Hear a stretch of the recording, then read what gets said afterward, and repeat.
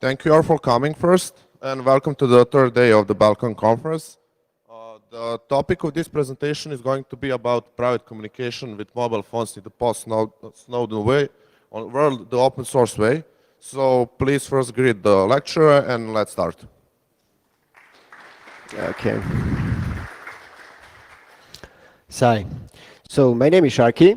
Everybody, not many people know me here, so I think I should introduce myself a little bit.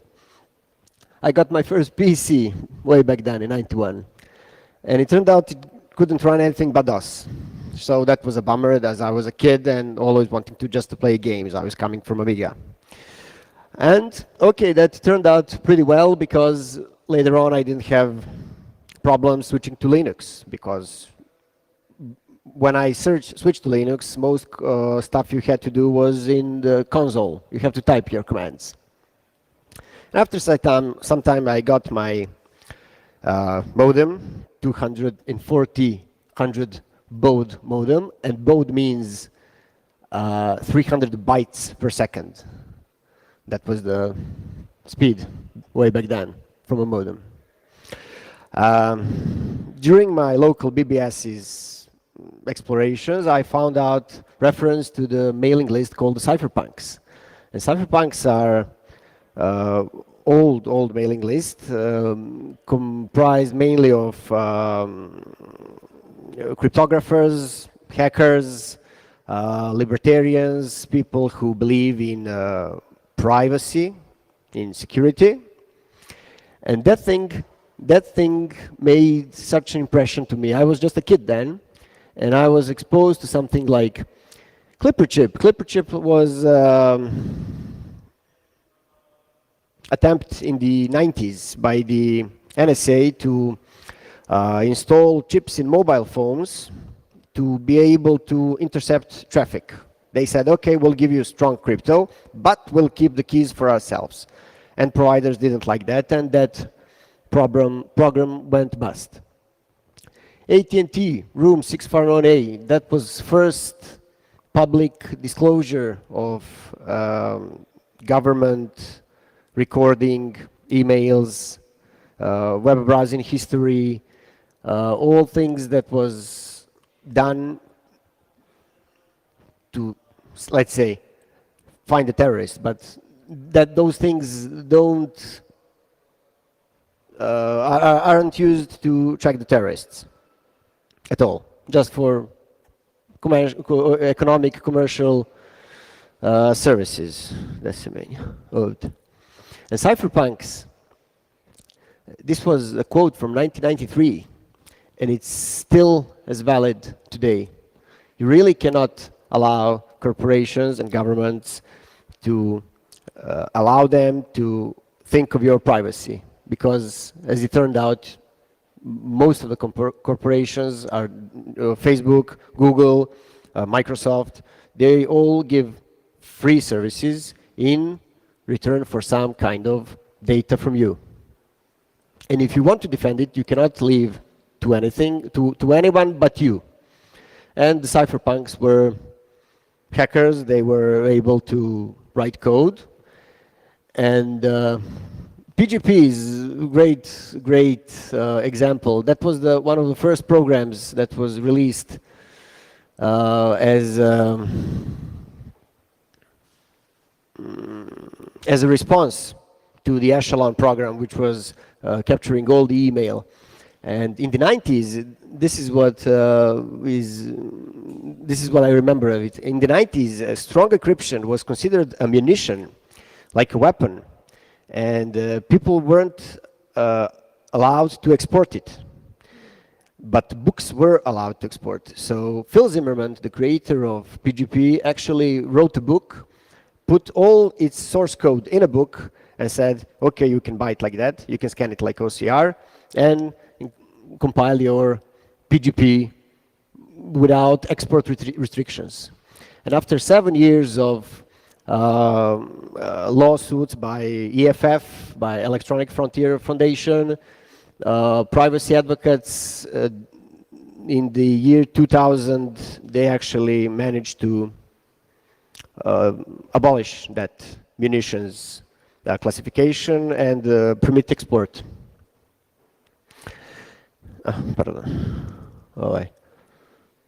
The echelon was the system that was receiving satellite links.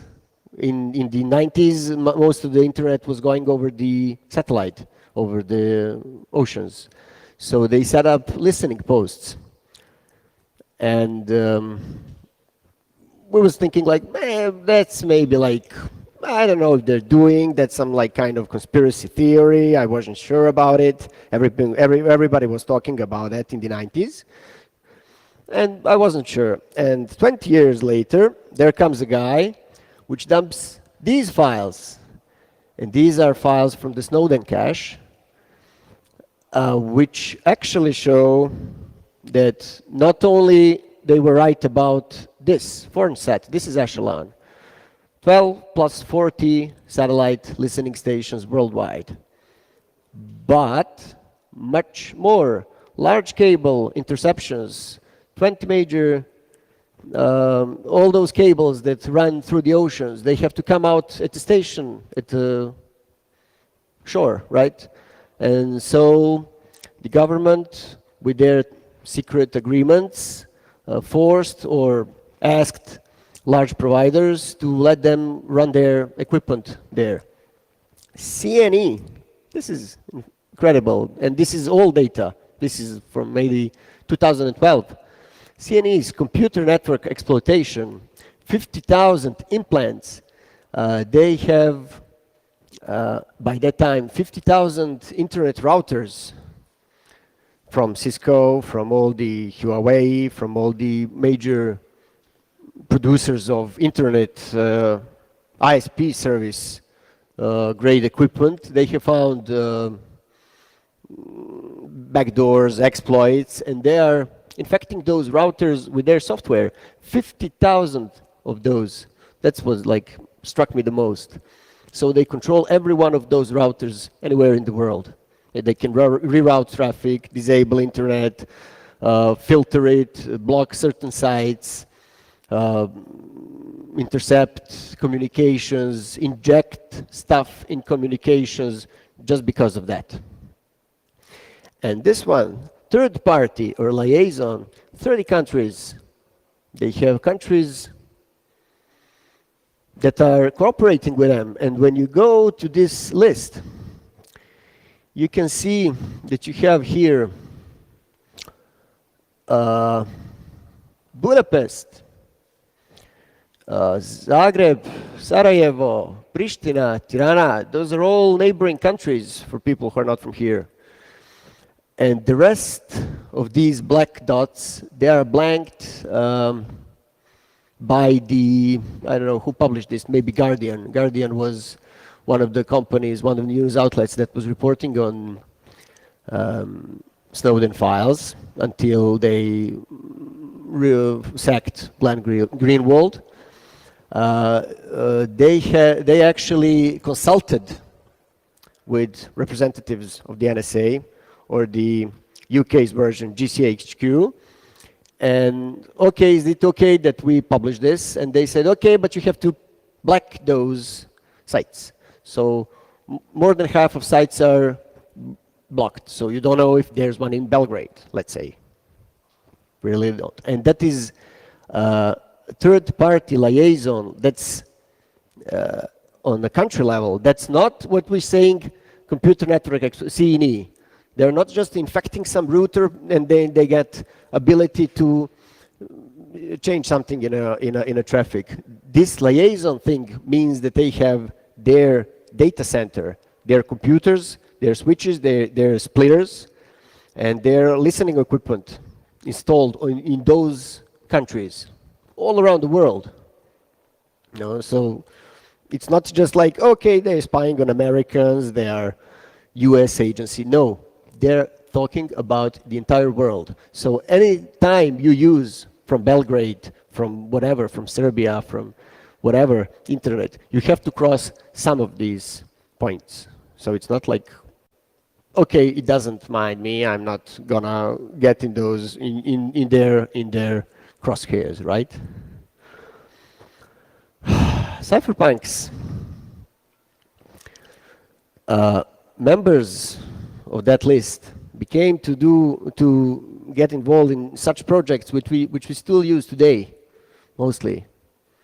So you see, it's an impressive list.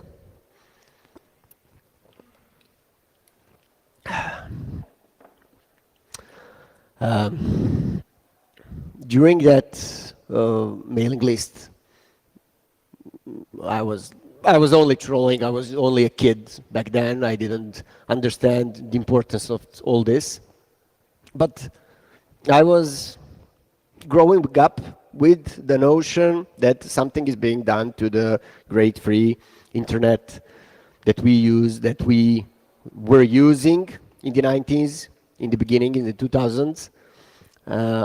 And people maybe don't know how things came to be.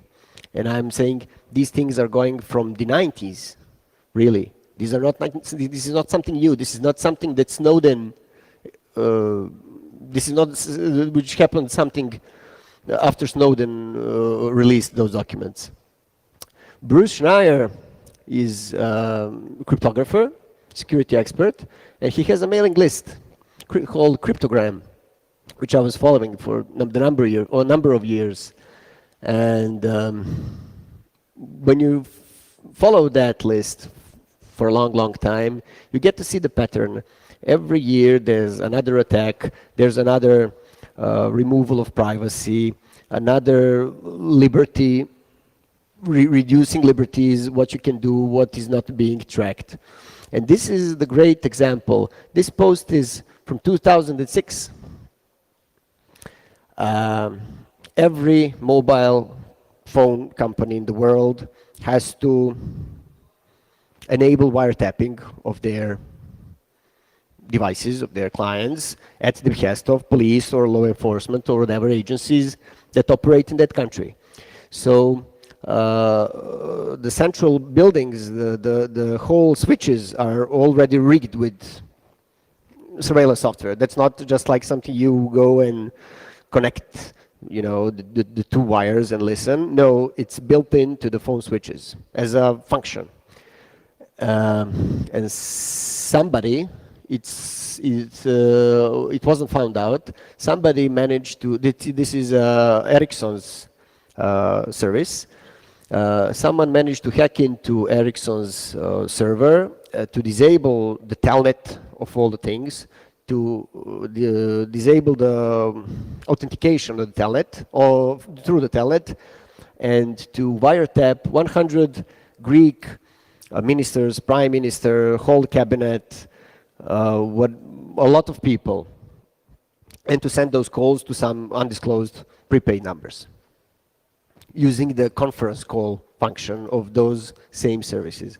And that's the problem when you start building in wiretap functionality in circuits and switches and whatever. Somebody is going to find out about that.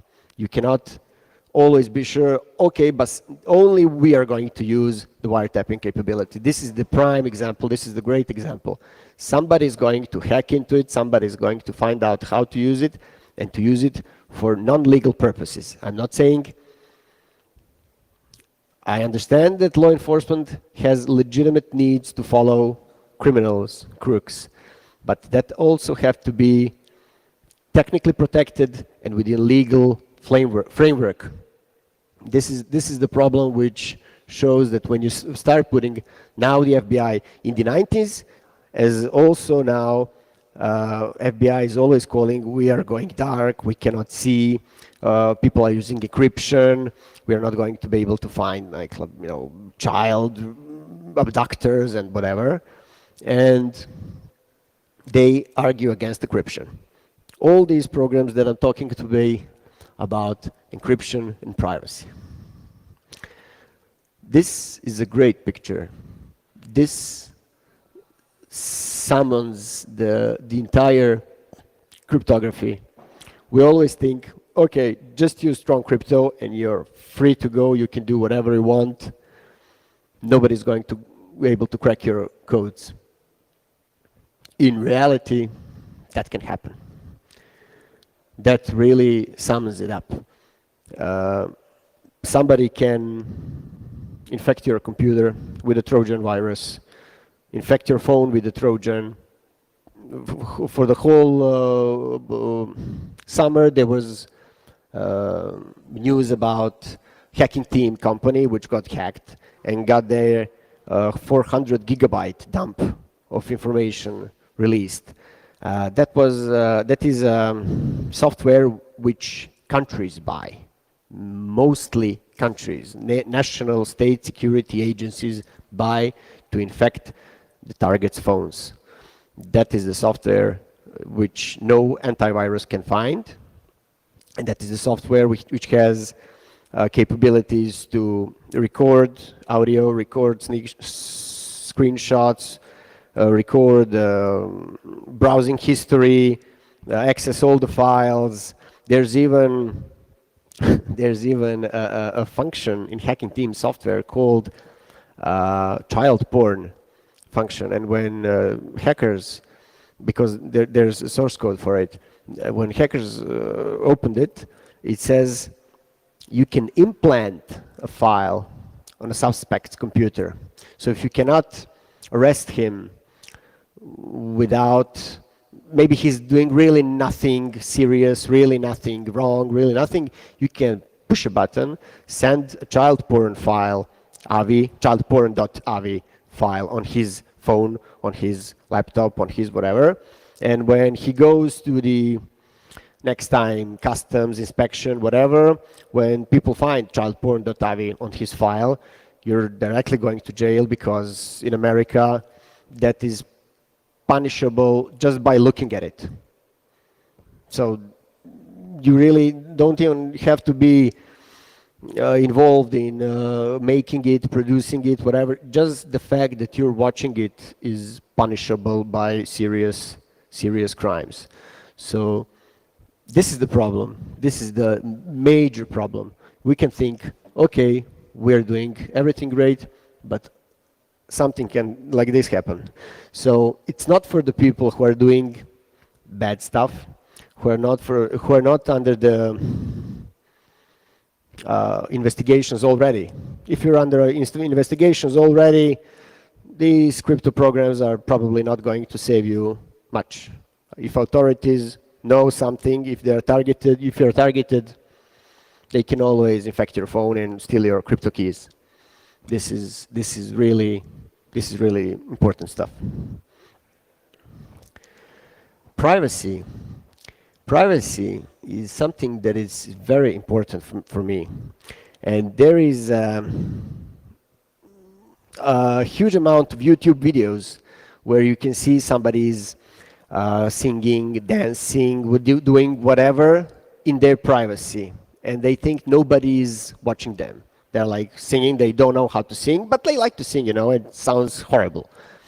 And they are singing, and somebody walks into the room and they're like, oh no, their shame is too great to show. And that is why I say this is something I'm willing to do only if no one else is watching. That is one of the definitions of privacy. And that's the whole reason I'm giving this talk. The whole reason I'm giving this talk is that the reason is that when we are at a state where we can be monitored, where we can be watched, our behavior changes dramatically. That is my problem with all those issues, NSA. And it's not just NSA. We just have slides from the NSA. The Russians are doing that the same.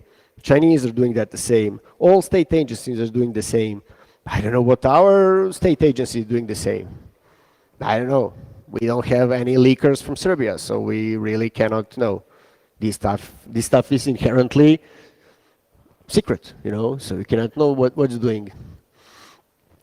Every single psychological analysis will tell you that when people are being watched, their behavior changes.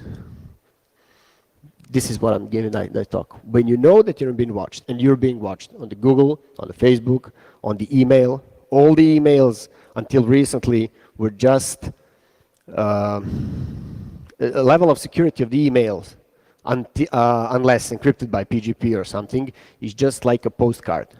Just like a postcard. Anyone who is sitting on the network between your server and the recipient server can just sniff those off the wire without any problems. And these state agencies are sitting on the backbone of the internet. This is not something like we are hacking here, we are sniffing local traffic. No, they're sniffing traffic for whole countries, And I say United States and their partners, and they have a lot of partners in this. They're using this great tool we call the internet to use them to indiscriminate mass surveillance.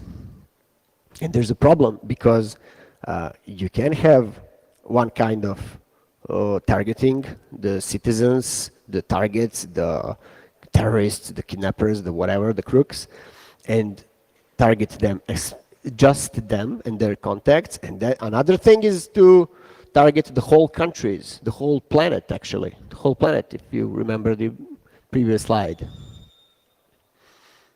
And the Snowden said these programs were never about terrorism. All the officials, every single officials, especially since 2001, since September 11 attacks, every single government official said we need to catch terrorists, we cannot find terrorists, we need to have more power, we need to have more programs, we need to have more sniffing power. And it was never about that. It was about economic spying, because they can spy officials of the companies that United States companies have negotiations and diplomatic, all the embassies, all the ministries about power. No. People say, okay, well, I'm not important, I have nothing to hide. And that is really troubling. The first thing I can say to them, okay, I have this special email address and I'll give it to you and you can send, and I'm not using it for anything other else, just for you to send me passwords for your Facebook, for your Gmail, for your SkyDrive, for your whatever service you're using, and let me just sniff around, look what you're doing. I'm not a government agent, I'm not in a court, I'm not going to put you in a jail, I'm going to do any harm to you. And no single one of people wants to give up their passwords. Why? Because they value their privacy. But they say, I have nothing to hide. Those are things like canceling each other. And what they can actually say, they make themselves so unthreatening, so uninteresting to the people that may be monitoring self, that I don't have fear from whatever it is doing. Being a terrorist sometimes was very strict definition. Now you have, with each passing year, you have wider and wider interpretations of when is somebody a terrorist. It's not just like blowing buildings, blowing planes, whatever. They can now get all sorts of definitions, hidden definitions, secret definitions, that they can target somebody, prosecute somebody, take somebody to jail, whatever. The Mark Zuckerberg, the owner of Facebook, like he's not allowing anybody to talk about privacy. But 2 or 3 years ago, he bought a house for himself in, I don't know where, San Francisco, whatever. And not only he bought his house, but he bought 4 houses around that and paid a total of $30 million because he doesn't like for people to watch what he's doing, you know. And he's asking from all of you to tag your friends, to broadcast your information all the time, to be able to massively data mine all your likes, all your friends, all your comments, all your links, everything you post, to be able to sell that as a advertising profile, just for that. That's just advertising profile. But they're collecting enormous amounts of data about everybody. Even the UN special reporter said the encryption is great and it should be protected and it should be used. Unlike some US government officials which are saying like, no, we can't do that. British Prime Minister David Cameron, as soon as he went into power this year, he's always been saying in the news, we can't have encryption in UK that we can't see. So he wants to ban all these strong encryption that government cannot break. They're not breaking, they're just bypassing encryption. This is the program in the beginning of the 2000. In the year 2000, it lasted by the year, I mean, maybe 2003. They actually called it like that. And they wanted to centralize access of all the databases from the police, FBI, CIA, NSA, DMV, health databases. I mean, I cannot even remember whatever. They wanted to create all of that. And in 2003, we were like, great. We were like ecstatic. They actually killed that law, killed that program. And we were like, great, that's actually excellent, you know. Just to be confirmed now by Snowden's files that they just renamed those programs and never ever told the public about them. They're just continuing that same program. This is the logo for that program. All-seeing eye, watching the whole planet. They just renamed it first from the total information awareness to terrorist information awareness, and they later renamed it to whatever they want. Now every police station in the United States has what they call fusion centers. Like whenever somebody is stopped at a traffic stop, gone through the red, whatever petty police problems, they're all feeding that into their fusion database. And that goes to bases like these. So this is for the US, but you see, the whole planet. They don't care if you're here or in US. You're a target for them. These are some of the links that I've been using to find software which is trustworthy, which is thought to have no backdoors, which has good crypto, and by good crypto I mean first you can verify the keys, so you cannot be fooled that you're talking about with somebody else. I'll show you in the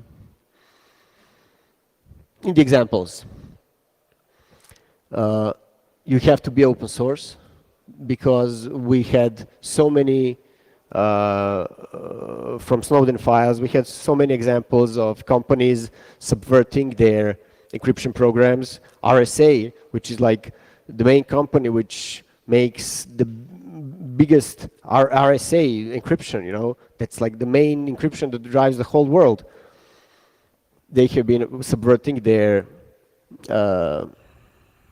program at the behest of NSA. So you really cannot trust them. Microsoft has been doing from the 90s stuff. They actually had in the Windows NT, which was Windows NT before Windows 2000, they actually had a file on the registry key that was called NSA key.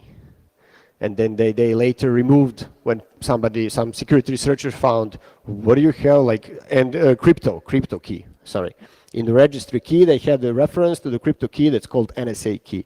And when people ask them, what's about that? Oh, no, you don't have to worry about that. We'll just flush it with a new service pack. And they publish new service pack, and that thing went. I'm not saying disappeared, it maybe just went to another place where you can find it. EFF, the Electronic Frontier Foundation, they're being around from the 90s. One of the founding members was from cypherpunks, right? And they are committed to protecting people's privacy. They have numerous lawsuits against, they have done numerous lawsuits against U.S. government on the behalf of people that have been targeted unjustly or whatever. So when you scroll with this, you can see these bullets. No? Is it encrypted in transit? Almost everything encrypts in transit, but that's not enough. Is it encrypted so the provider can read it? Where do they keep private keys? You know, that's very important. Can you verify the contact identities? That's also important, though, so you're not being spoofed by somebody else who's managed to crack somebody's password. Perfect forward secrecy. Are past communications secure if your keys are now, if somebody steals your phone, you know, steals your laptop, whatever, he has your keys. He cannot decrypt previous communications that have been made and recorded. Is it open source? Can you review it? Is it properly documented? That is something that's also important. And has there been any recent code audit? Like, has somebody from the community, has some professional code reviewers, have they looking from security problems in the problem? And when you start scrolling that, look for chat secure. Everything. You have that's for Android and for iOS. You have all the green stuff. CryptoCat runs on the browser. You cannot look Facebook chat. No? FaceTime, Apple's, which we say it's great, but it's not that great. Google Hangouts, they changed in this year. They officially turned off end-to-end encryption. So until this year, you could use XMPP chat, OTR chat with Google's accounts, and now they are disabling. They are moving to another infrastructure, and that is not secure by these standards no more.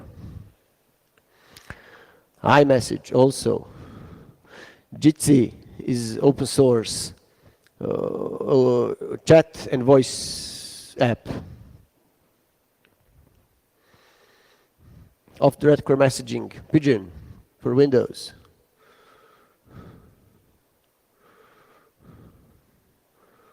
Signal, Red Phone, we're doing that today. Silent Phone is essentially the same thing as the Red Phone. Silent Phone is a commercial offering from Phil Zimmerman, the creator of PGP. He was so fed with these revelations, with these everything, so he managed to find his old buddies, and they created Silent Circle company, which is a commercial company. You have to pay for their services, but they're making the black phone, the encrypted phone, which you can control pretty much everything on it. And the silent phone and the silent text are the two services which you can download on your phone, Android phone, right? And pay some yearly service fee. I don't know what is it today. Silent text also there. Look at the Skype. People think Skype is great. Well, think again.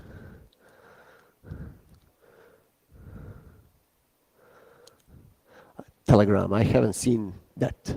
I haven't tried that still. But we'll be focusing on TechSecure, which is also from Open Whisper Systems. Viber, look at Viber. All people in Serbia use Viber. WhatsApp also. I think that will be maybe something that will be changed for Viber, for WhatsApp, sorry, for WhatsApp. They have been using Moxie Marlin Spikes encryption like TechSecure, like OTR, but the question remains, I don't know if it's going to be open source, it's not going to be open source, and what happens with the keys. I don't know if they are using the private keys. What happens with the private keys? And the Hue, of course, was never for much of anything. Kako je sad ovo menja? Ovo je control, izvini. So we have a lot of resources. Crypto Party, there was also, there were last night presentation, Freedom Press, from people that were their main technologist was involved in the first, helping the Snowden leak first cache of files, make a site for distributing files. SSD, EFF, self-surveillance defense. That's a great site. If you have time, look at it. For every kind of device that you can own, it has open source softwares which can help with your privacy, whether it's browsing, chatting, voice call, encrypting files, encrypting hard drives, PGP for email. They have detailed descriptions and tutorials how can you use it. That's a great site. They recently upgraded it to something a little more modern. The first program we'll be talking is Mambo. No.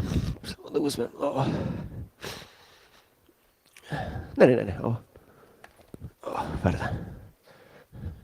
So as you can see, it's encrypted chat. It's encrypted voice chat. It's something that was actually made for gaming users like Ventrilo. For games, when you can have many people on one channel and they're playing some game, you know, and they don't need to chat. This is interesting program. It's not. This is the least secure of all those programs that I'm going to show you today, but it's still AES 255 6-bit AES encrypted. So that is something that hasn't been cracked today in any kind of way.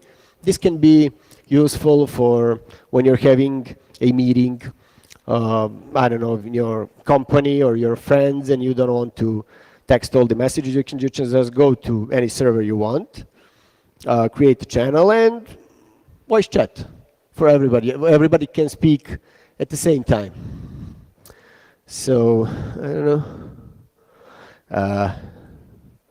The one thing, this program of all doesn't have what we call end-to-end encryption. So from my device to your device, it's not encrypted. It's encrypted from your device to the server. So that's a problem. What if you have to, what if you use a compromised server? What somebody has hacked your server? Well, I say that really isn't the case, because you can host your server at home with these things, Raspberry Pis. These things are really cheap. These draw like 3 watts of electricity running all day, little Linux server, and you can just install Mambo server, that's called Murmur. You can install your own server and be certain that nobody is abusing your keys, nobody is abusing your encryption at any way. You can install it in your home, like I did. You can install it in your company or whatever you like. Or you can use some of the thousands of free servers out in the internet. Lugon's people that organize this are also hosting their server with Lugon's, mambo.lugons.org. I'll show you later. So when you start the program, you have a list of favorite servers. I registered my test account on mambo.lugons. You don't have to register account. You just type in your username. So there's no passwords to remember. There's no anything. Just whatever you want to be called.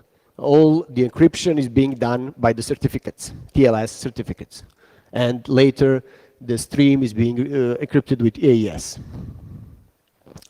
This is what looks like to be, they can be channels for whatever distro, for whatever topic that you like, and I join my two devices.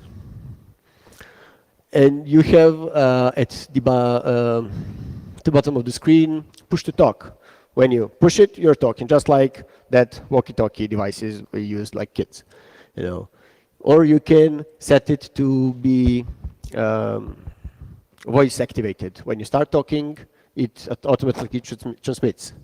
You can also use it for chats if you don't want to speak. I don't know why, but you can send small messages through that same channel, that you can choose.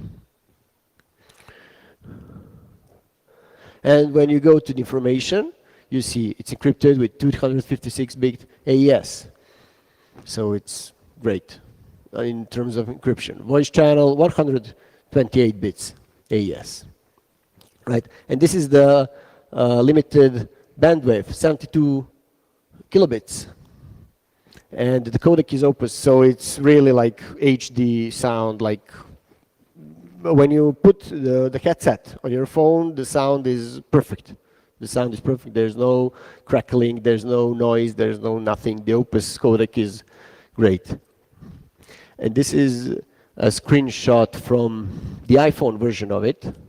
And you can verify the fingerprint. So you can verify the fingerprint of the server which you're connecting you to, so you know you're not being man-in-the-middled by somebody's certificate, right? So you can own the hardware, own the server, and if you don't own the server, you can always check the fingerprint of the server to be able to verify your privacy.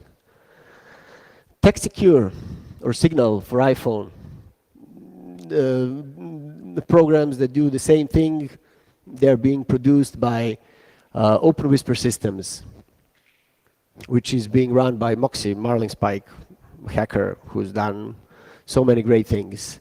So you can see people that are supporting them. Snowden, Laura Poitras, the filmmaker that introduced Snowden to the world. Bruce Schneier, I've been talking about him earlier. So you see what they write about that software. Either Signal, either TechSecure, it's same crypto, it's same thing, it's same, just TechSecure is for Android, Signal is for iPhone.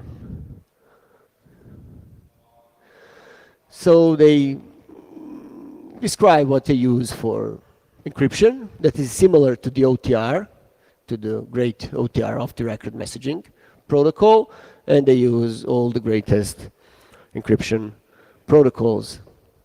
And here is some more detailed description of what they do.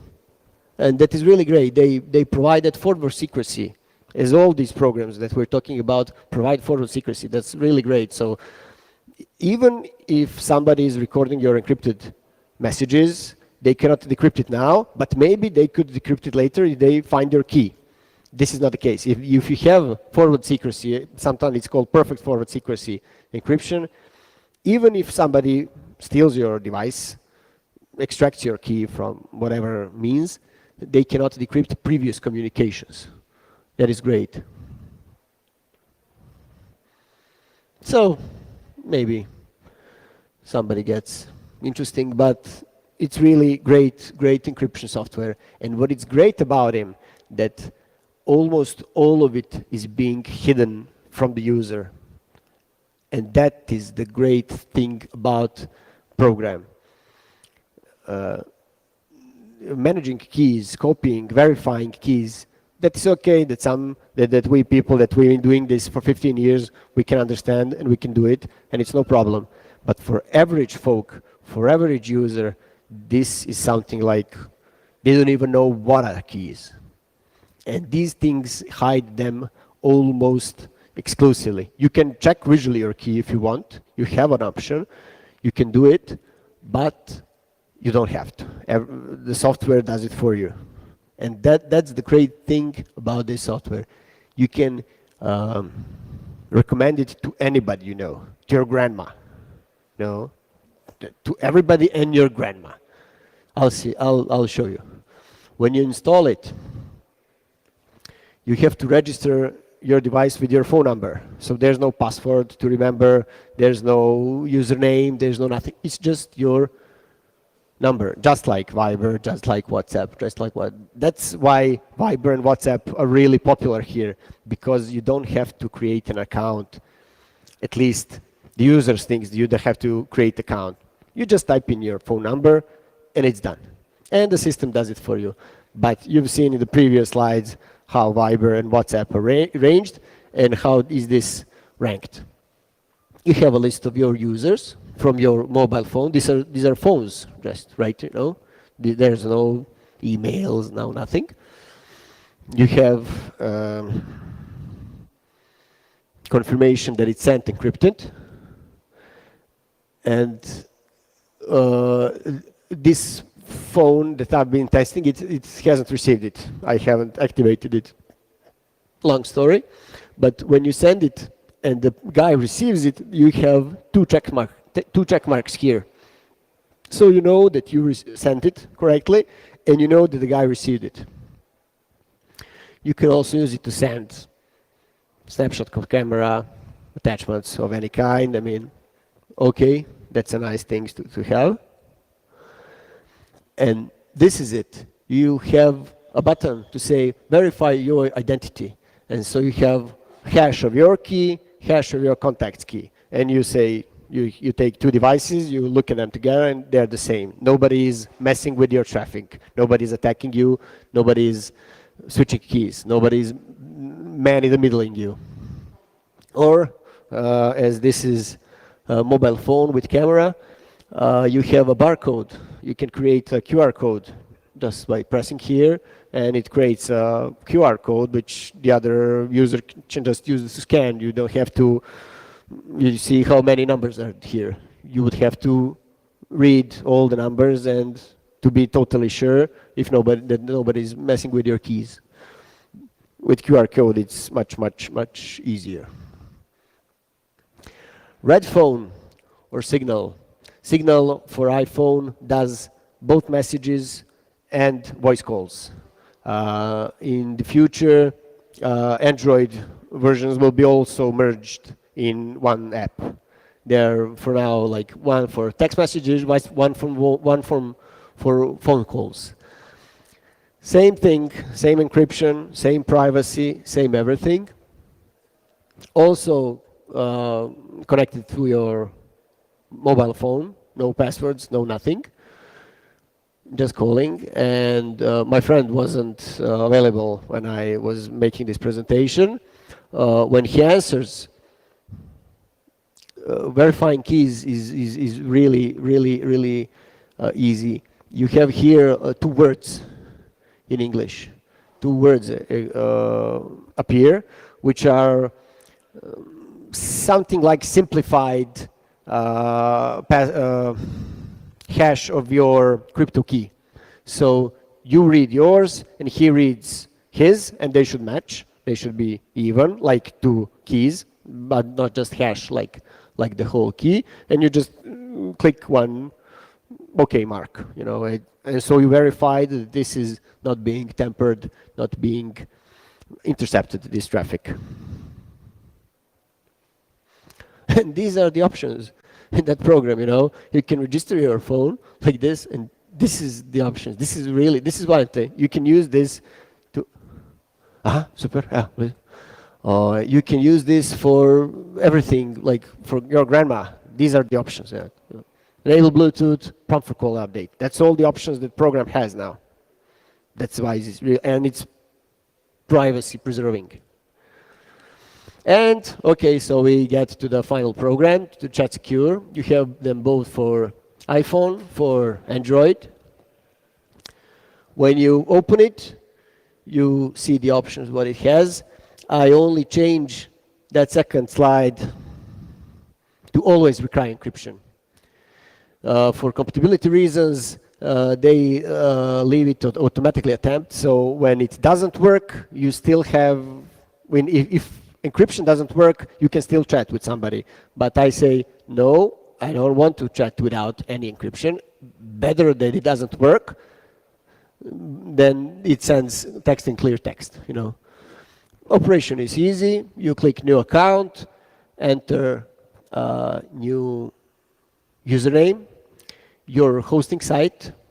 You have maybe tens of something.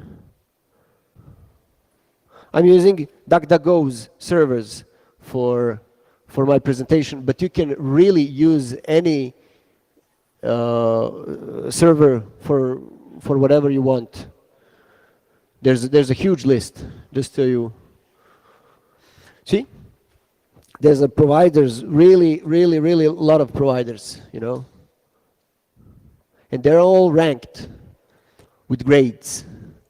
So you should only get, of course, those that have green AA in both cases. You can really choose any kind of, and you can see the year that they're being founded. So you see, like, this is like 2003. No, there are some really 1999. See, these are really old services. We've been using it for 15 years. I've been using it for 15 years, 10, 15. So you can choose really anything. You don't have to use DuckDuckGo's servers, but at any rate, you see username, server, password, register an account. And what's great about this program, you have this button, connect via Tor. If you have installed or bought on your phone, it automatically uses Tor's proxy, and all your traffic is being routed by Tor. So also your provider, your internet provider, will not be able to know that you're even, the fact that you're even using Tor, OTR Chat Secure. The mere fact that you're using, they will never be able to see your traffic, of course, but even the fact that you're using Chat Secure will be hidden. When you register your new account, you say, okay, I'll add another account for my friend, send invite. He gets an question, do you want to add this account? Okay. And this is also verify fingerprint. This is, you take two devices. Is this the same? Is this the same? It's okay. Because this is mobile phone, you have scan QR code. So you don't have to read, although if you're lazy. And when you start to chat, this looks like this. Okay, we're sending. For some reason, the first ever message failed, it didn't go there. Okay, so it works, and also you have two check marks. It's sent and it's received. When you can send also voice, memo, picture, camera, attachment, whatever, through the same Chat Secure services. If you want to accept, yes, okay, you receive a picture, like whatever. And it stays in its program. It doesn't go to the gallery. It doesn't go automatically to the Android gallery to, no, it's secret. You have to save it. If you want to save it, you have to save it first. It has some issues in the iOS version. You can't use Tor. There's no button to connect through Tor. And due to some limitations posed by Apple's iOS, it goes after 10 minutes in the background and disconnects. That's the really problem. They have the plan to rename that app, to rebuild that app, to be able to, like, VoIP apps. VoIP apps don't have these problems, like Mambo, Plumble, these don't have those problems. And I don't know how they managed to, probably that's why they initially went to Signal for iPhone, because Signal is both VoIP app for voice and for chat. Probably that's why they did it. And that will be about it. No. If there are any questions, I can answer. Yeah. Touch microphone, da.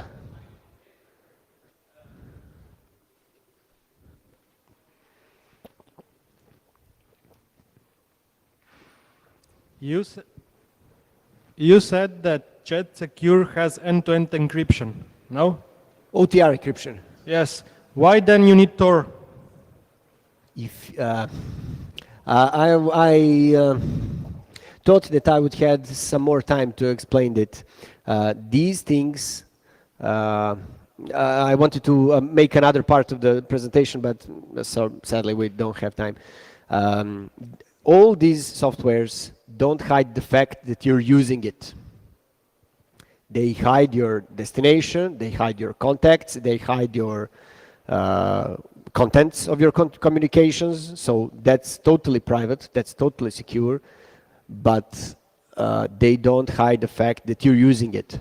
There are loads and loads of commercial software that classifies traffic that internet providers use, that services use.